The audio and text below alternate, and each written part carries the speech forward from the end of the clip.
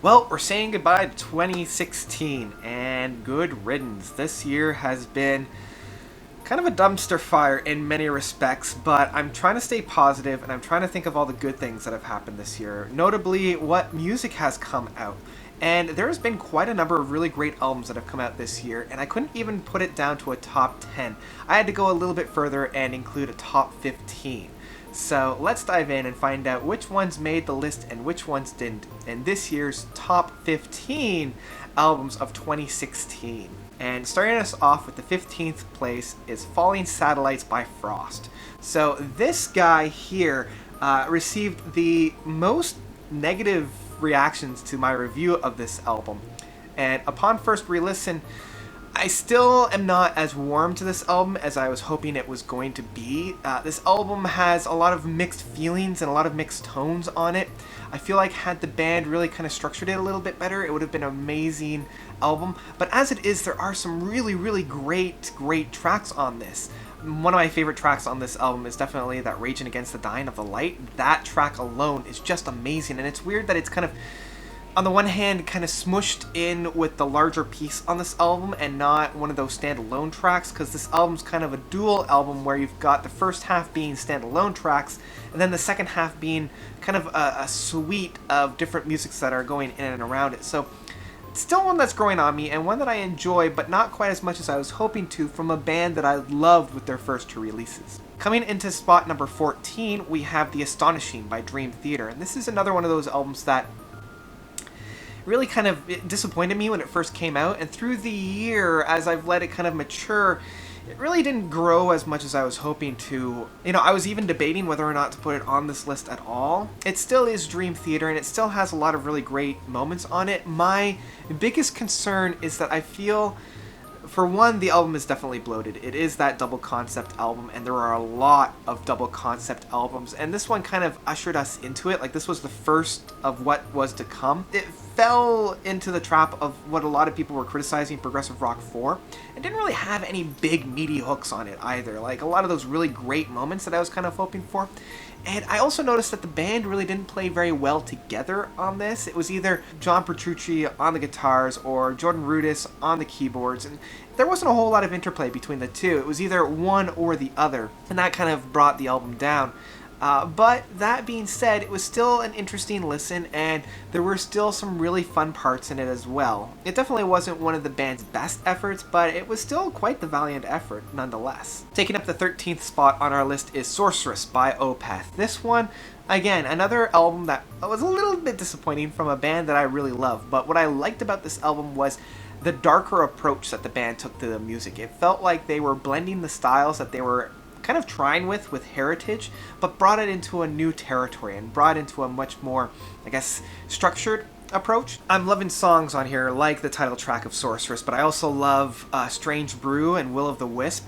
These songs just really have a great dance within the music, and I love that song of Fleeting Glances. It was doing what I felt like Folklore was trying to do with Heritage. Just a great track. And so I love how unified this album was as well. Like, it wasn't as choppy and all over the place as Heritage, but it didn't quite meet that same pinnacle that I was hoping it would have been after such a release as Pale Communion. But still a great effort, and one that I come back to. Taking up the 12th spot is the latest release from Hakken of Infinity. Again, another album that kind of let me down a little bit, but the more I've had with this album, the more that I'm really loving it. I love songs such as The Architect, as well as Affinity, and even that last track. And I love how these three tracks kind of have that same underarching theme going on here. And it wasn't until I really got into this, like within the summer and within the fall, after spending a lot of time with this album, that I realized that they were reusing a lot of themes, but in different contexts. What I also felt, and I said this within my review, I wish that they had taken that essence from the 80s that they were using from like 1985, as well as within the Endless Knot. I wish that they had took those styles and that kind of presentation within the music and really like injected it within this kind of music style. Definitely one of the more weaker albums, unfortunately, from such a masterful band as Hakken, but one that I think will grow as having some really standout tracks on it. I mean, just The Architect, as well as the last track. Even 1985, I think, is a really fun track. Okay, taking up the 11th track, we have The Unbendable Sleep by Richert. And this guy, coming off of the heels of my favorite album from 2015, was just fantastic. I still love listening to this album, and one that shows, even though Beardfish is kind of, done for now, like they've called it quits, Richert is still in the forefront of making music, especially being in Big Big Train now. And I love the Unbendable Sleep. A lot of these songs are just fantastic, and why I love listening to Richert's style of music. It felt very much like a Beardfish, but still kind of having its own unique sound. And the one thing that I think would have put a leg up for this album would have been including a little bit more different variations within the styles, and that's kind of why I loved Comfort Zone so much from 2015. Here, it's definitely within the one style that Richert loves to use. Okay, coming into the top 10 now. Starting us all off is one that really took me by surprise, and that is Beneath the Dark Wide Sky by Dream the Electric Sleep. This album really, again, took me by surprise. Dream the Electric Sleep, I had kind of heard on the wings, but I'd never really gotten into them. Coming into this album, it really surprised me of just how well they're using the different styles within the music.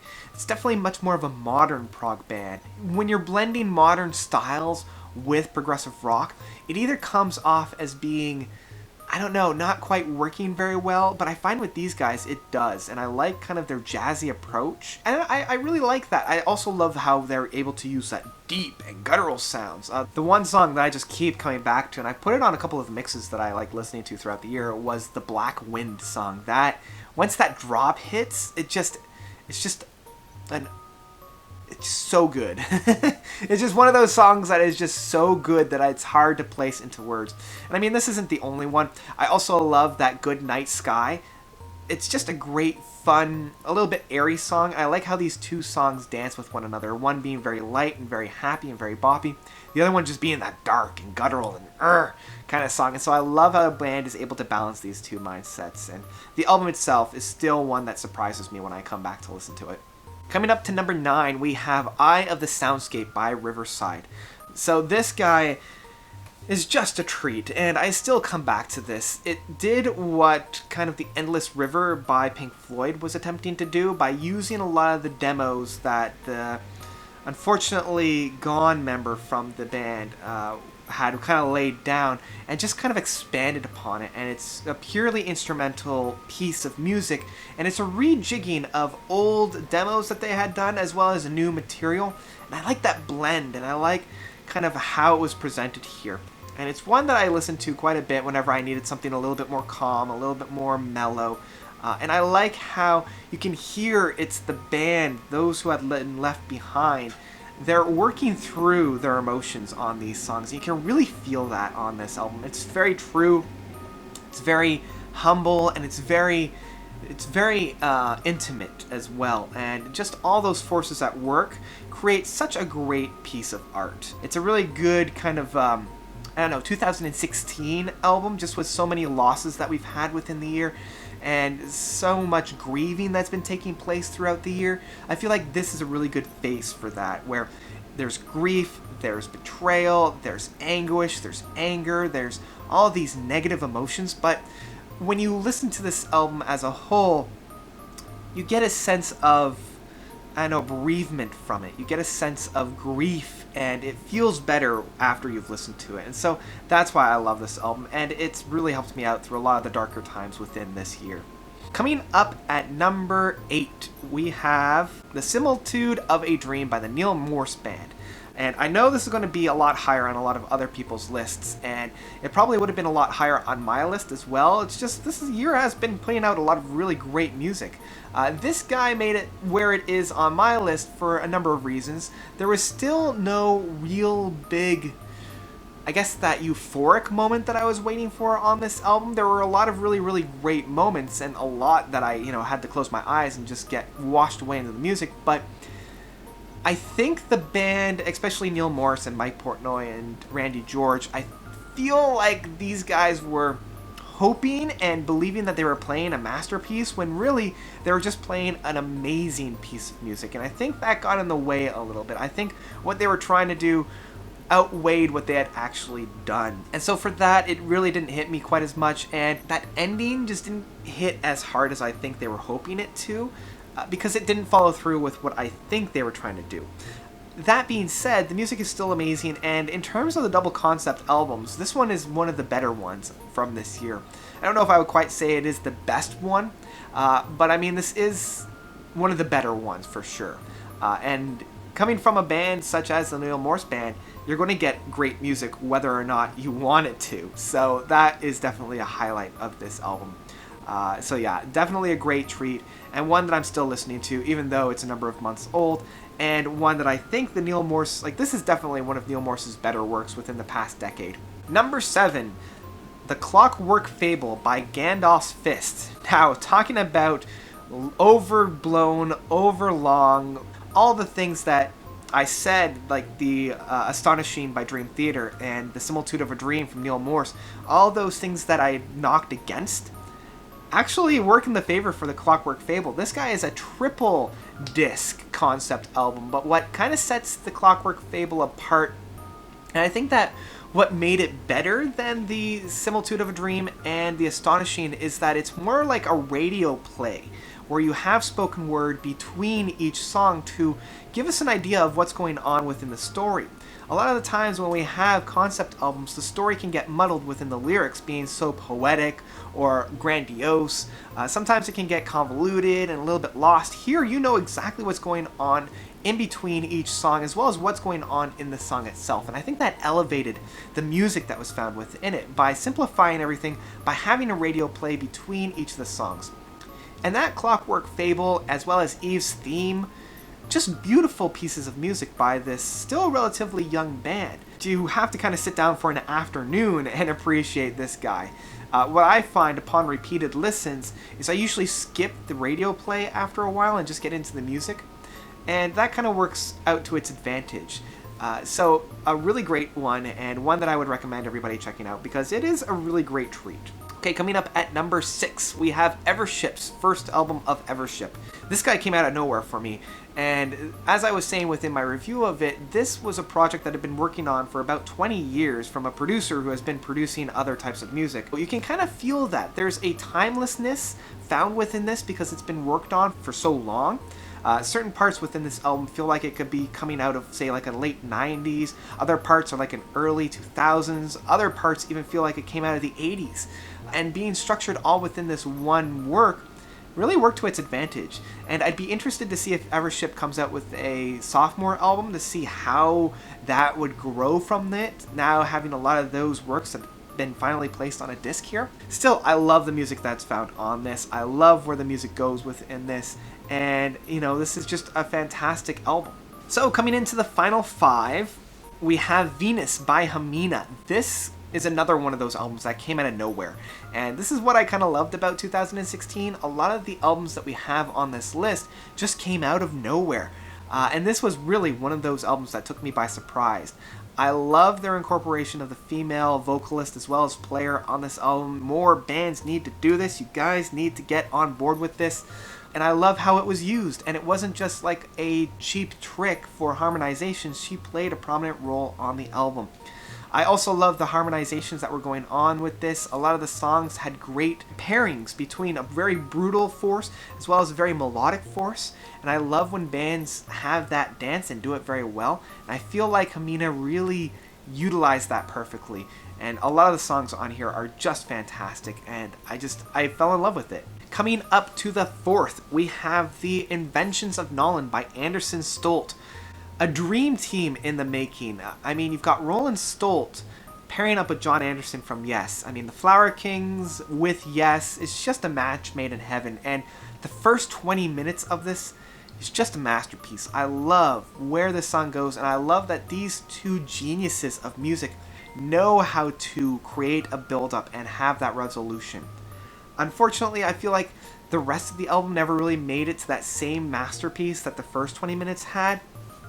But that's still like a great section of music, and I love that this album was getting a lot of recognition, and so yeah, just a great effort by such a great blending of, like, such a great duo.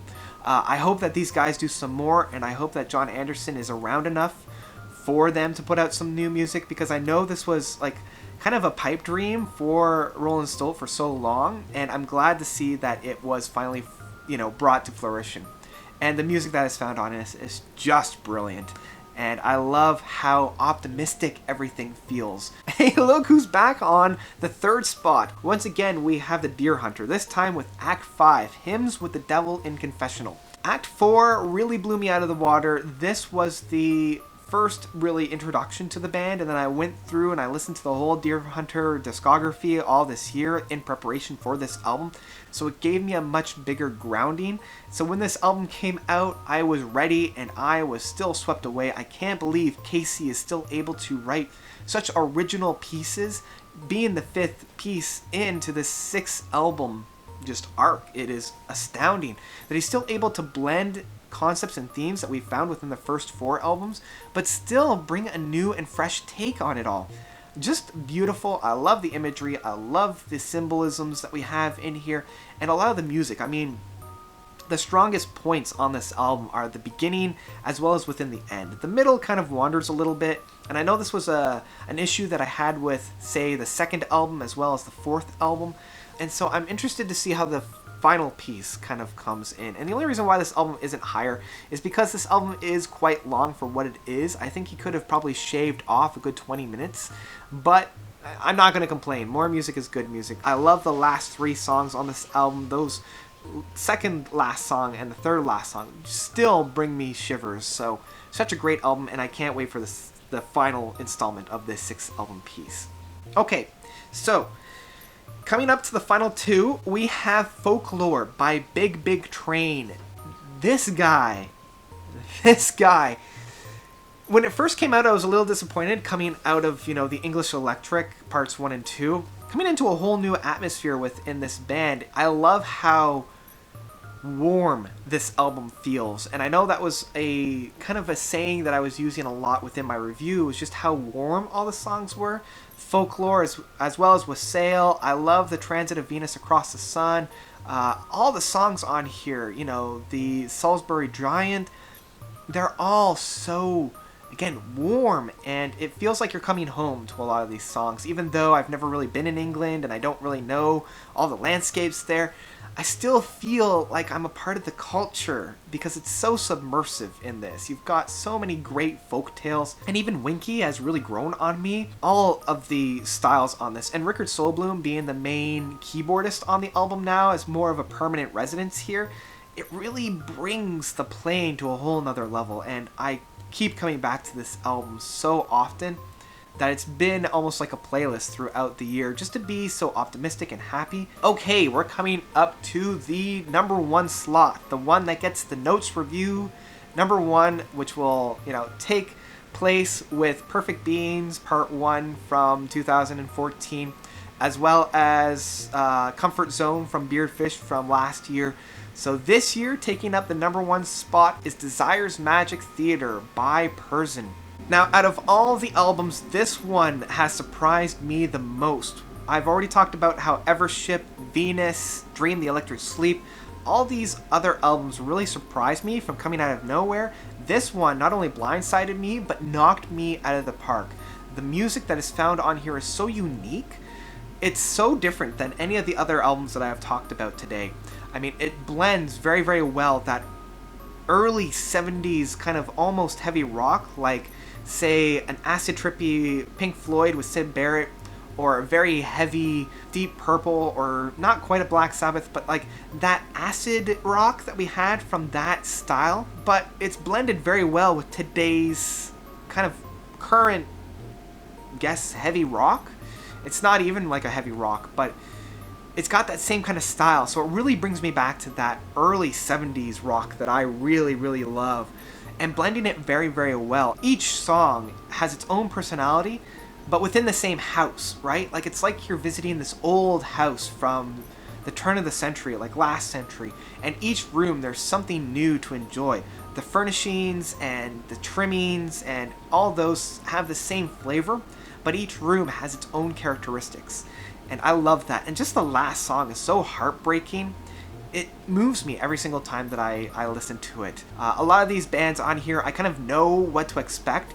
And for the most part, a lot of the bands that I was really hoping for something great, like Opeth put out a new album this year, Dream Theater, Frost, and Hakken, even the Neil Morse band. There was some really heavy-hitting bands, but I think because the bar for them is so high, whenever a newcomer comes into the forefront and makes something just as good, if not a little bit better, it gives it that leg up. And so that's why I believe Person got the leg up and the number one spot, just for how much it had surprised me. And so that's why it took number one. It's the single album that I've come back to so often. You know, it's one of those albums where if I don't really know what to listen to, I'll put it on, and I'll still love listening to every track that comes on. So that's my top 15. I know that people probably have a different opinion about it, so I'd love to hear what your own top 10 or 15 are by commenting down below. Let me know what you guys thought. And if there was an album that didn't make it onto the list, it's probably because I didn't get enough time to listen to it. You know, I've got a lot of music under my belt, but I can't listen to everything. I mean, nobody can. So if there was an album that you think I should have listed within the top 15, let me know what it is by commenting down below. Thank you guys so much for watching throughout the year. You guys are definitely the best. I love hearing from all of you, so let me know of your own thoughts, what you want to see more of, what you want to see less of. Any suggestions about this channel, please let me know by commenting below. And as always, you guys are the best. So, until next time, and within 2017, notes out!